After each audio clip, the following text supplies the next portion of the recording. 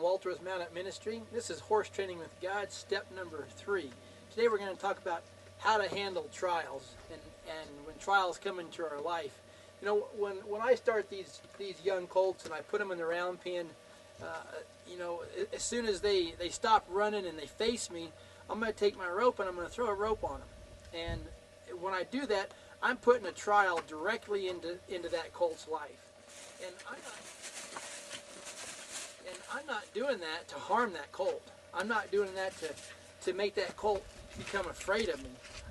I'm putting that trial into that colt's life to strengthen him, to make him a better, to make him a more useful horse.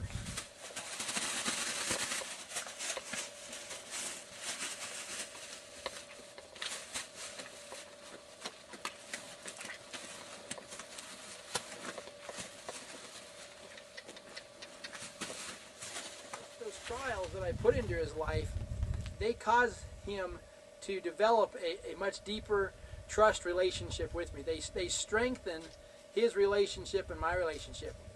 It just kind of ties us together like this, and they get to where no matter what comes up in their life, you know, when you're out working with them, that the first thing they do instead of bolt and run is they look to me, and it's like they're asking me, am I okay?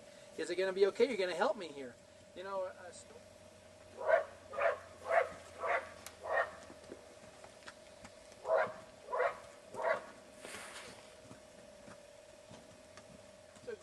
God allows trials to come into our life for the same reason as I put trials into these colts' life. You know, when I rope this colt for the first time, he's going to pull back and he's going to fight and resist me, but then he'll take a step and he'll come back to me, and he realizes at that point that when he gives in to that pressure, when he steps towards me as trainer, he learns that when any trial comes into his life, no matter what it is, that he can come to me for release. He can come to me to find peace in that situation.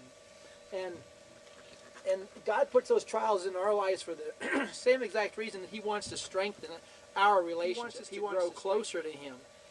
When those trials come, he doesn't want us to pull back and resist, you know, and try to get away.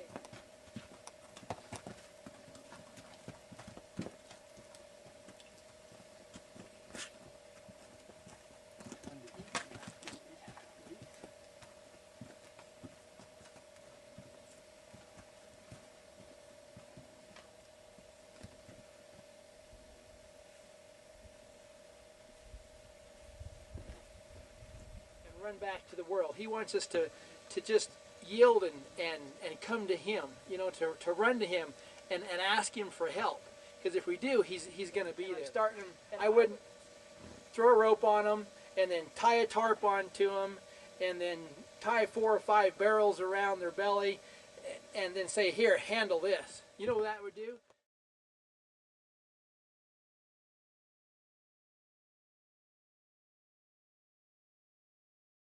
That would just cause fear. That wouldn't build any kind of a trust relationship between that horse and myself. That would cause any relationship that we have to just go backwards. I would never ask a young colt to handle that many trials at one time. And God would never ask us to handle trials like that either. He wants you to know that when he allows a trial to come into your life, that he's going to walk through that trial right by your side. Just like this colt has to give in and step forward. You know, sometimes we have to humble ourselves and we have to ask God and pray and say, Lord, I need your help. I can't handle this. I really need you right now. It's important that we understand God says he'll never give us more than we can handle with him. And don't you think we can probably handle a lot with the God that created this world? When I put a flake rope around these colts, they'll buck around the round pen 2 or 3 times, but then something clicks in them and they just run to me. They just take that trial away from them at that point. I don't remove the rope because if I did that, it wouldn't be teaching them to accept that trial in their life and to realize that I was going to help them through it. When we have a trial, God's not going to just take the trial away from us. That wouldn't be teaching us. That wouldn't be training us. It would sure be a lot easier if he would do that. But it's the same way. If he took it away, we wouldn't learn from that. We wouldn't realize that, hey, even though this trial seems bigger than anything I can handle, God's going to help me through it. He will walk you through each and every trial in your life. And there's a big difference between trials and temptations. You know, if I'm working these colts in a round pen, I'm not going to take a bale of hay and stick right outside of the round pen. Or I'm not going to take a bag of grain and put out there to try to get their attention away from what I'm doing. Trials are put in your lives by God. Temptations are put in our life by Satan. But Satan tempts us. He wants to lead us away. He's the great deceiver leader, you might say, because he wants to lead us away from God.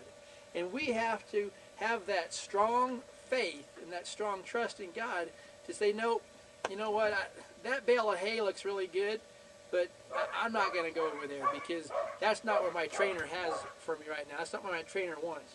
When I'm riding up on the mountain and it's, you know, July and the grass is belly deep, you know, I don't like to ride a colt or a horse that's always putting his head down and trying to. It's such a temptation to them. But when they give into that temptation, then they start stumbling. You know, if we're going through the down timber up there and they're trying to eat, then they stumble, they fall, they go down, and they can hurt themselves. They can hurt me. And so I don't allow them to give into those temptations. And when we give into temptations, it's just like that horse going through down timber. We can really hurt ourselves by giving into those temptations because we're going away from God's best plan for our life. So when trials come, run to God. You know, go right to Him and just ask. Say, Lord, I need your help so much. I really need your help. And just do this. Just trust His leading because He loves you and He wants the best for you. We'll see you down the trail. Have a great day.